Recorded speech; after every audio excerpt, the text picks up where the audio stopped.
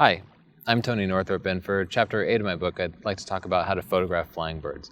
Now, I always encourage people to post pictures on my Facebook page, that's the Northrup photography page, and recently two of my readers, Kelly and Tara, put up pictures of flying birds, and they turned out great. So I'd like to talk a little bit about how they got that done and how you can do it too. Now, the first thing you need to do is to pick a good position. I like to find a place on a hill so that you're more at level with the birds. The pictures will turn out better than if you're pointed up at the birds. Second, find a position with the sun at your back. This means that the birds themselves will be front lit, and that looks much more attractive than if the lighting is coming from behind them. It'll also make the exposure easier. Also try to find a place where the birds are flying perpendicular to your lens, so they're flying from side to side. That's much easier to track. It's easier on your camera's autofocus system than if the birds are flying directly towards you. And you wouldn't want pictures of the birds flying away from you because remember, you always need that eye in the picture. You'll want to use continuous autofocus at all times. Now, I generally select all autofocus points, and for most cameras that gives you the best chance of getting pictures in focus. Now, let's talk about equipment. You want to get as close to the birds as possible, which means you're going to need the biggest lens that you have. Now, this is a 500mm f4, and you certainly don't need a lens this big. The average 300mm telephoto can do great, and even a 200mm telephoto lens works really well. But the bigger it is, the better your pictures are going to turn out. Now, if your lens supports image stabilization, you're usually going to want to turn that off. If you're absolutely sure that it supports image stabilization designed specifically for panning, you can leave it on.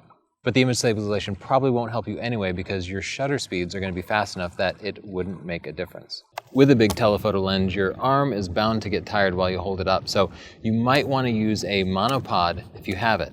Or you can use a heavy tripod with what they call a gimbal head, which is useful for panning and tilting with the big telephoto lenses, but it's not at all required. I usually just shoot handheld, and that actually gives you the most flexibility with where you move.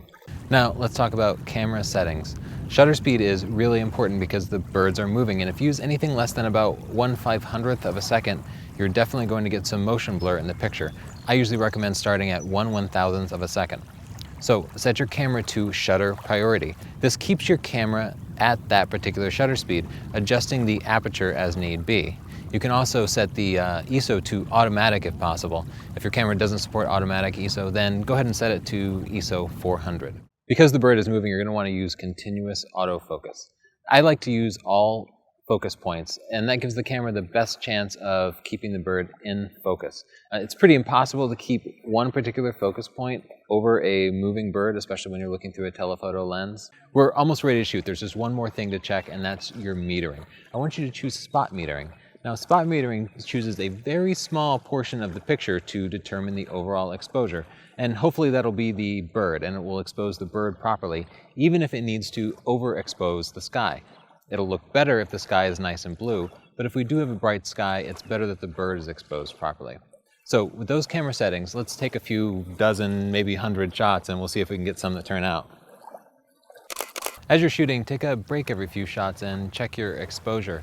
If you feel like the bird isn't properly exposed, then use your exposure compensation to increase or decrease the exposure. If the bird is too dark, of course, you'll want to increase the exposure by 1 or 2 stops. Also check your focusing. If you're finding that your camera isn't focusing very well, there might not be anything to do about it except to take more and more pictures. However, you can also try setting your focus point so that you only use the center focus point rather than using all focusing points. It might work better for you. It kind of depends on the camera and lens. This was for Chapter 8 of my book, Stunning Digital Photography, which includes many more videos like these. If you'd like to see more videos, of course, check the book out. You can also click subscribe up above, and please click like down below. Thanks.